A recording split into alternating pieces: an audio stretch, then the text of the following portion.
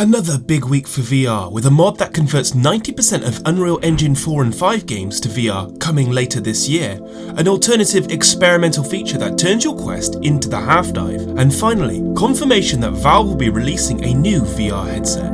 Strap in because this is your 5 minutes of VR news. First up, the half-dive. It was supposedly the halfway solution to full dive technology, allowing you the ability to play games and experience whilst lying down. It didn't transfer your consciousness to another world, but it did provide a different approach to VR. People were disappointed that it was cancelled, but there is still hope we will experience something similar.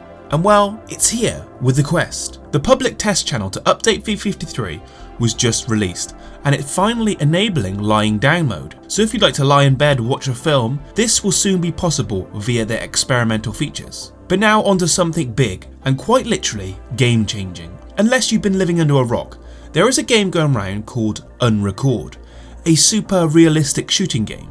Now initially you'd be thinking, what does this have to do with VR? And well, that's because it's playable within VR with something called Flat 2 VR. I've tested and spoke about this specific mod before with Left 4 Dead, but this mod enables up to 90% of Unreal Engine games to be playable within VR.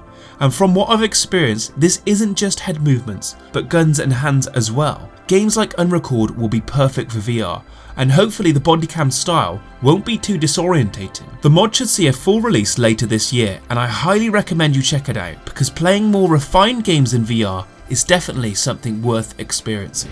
And next we are switching things up with a VR device that well resembles a Switch and a Quest. This is actually an incredible idea, with Pimax releasing a new device that can be used as both a gaming tablet and a VR headset. The incredible looking device is called the Portal and resembles both a Nintendo Switch or Steam Deck and a Quest.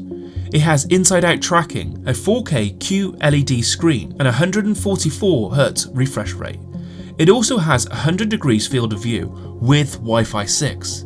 This device honestly sounds too good to be true, and with a price tag starting at $299, I just can't believe this will be a product that lives up to the expectations. But this is what's great about Pimax, they are not afraid to push the boundaries. I feel like this is a design and idea that Valve would have come up with, and that well brings me to Valve's new product, the Deckard. While specifically Deckard wasn't confirmed, it was confirmed that Valve are in fact working on a new VR headset, which we all expected. We would assume, according to the leak files, it is the Deckard that they are in fact working on. The new headset will be a hybrid PC VR standalone headset and boasts 4K panels with inside-out tracking. The information came from Greg Kuma, who is the product designer at Valve. It was a recent interview with the Korean company This Is Game, where Kuma did in fact confirm they are working on a new VR headset. Valve is not known to leak or say anything about quite literally anything, so this is overall a win for VR. And now, a slightly different piece of VR news. Last week I talked about Arthur, a ChatGPT powered assistant, and now the API for ChatGPT has been out for some time. Developers are finding some seriously useful use cases within VR, like this AI-driven therapy session for example. ChatGPT is fantastic at mimicking human behaviour, and so this is a perfect idea, and that will start to give birth to some incredible NPC experiences. Imagine a future of say Horizon Worlds or some other metaverse where all NPCs have complex and random dialogue based on what you say. And that brings me to my final bit of news. Horizon Worlds, the land of forgotten promises, is trying to claw back users with the change in policies that allows teens to now enter the world. This is what separates Horizon Worlds from Roblox, Rec Room and Fortnite.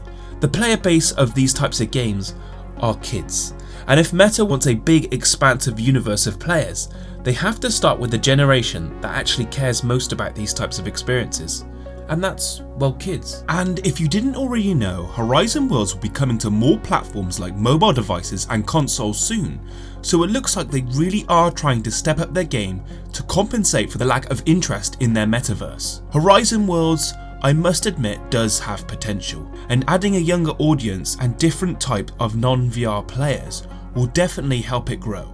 But I'd be interested to know what you think about this, and whether you are interested in the future of Horizon Worlds.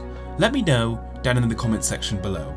If you like the video, like and subscribe, and as always, I'll catch you on the next one.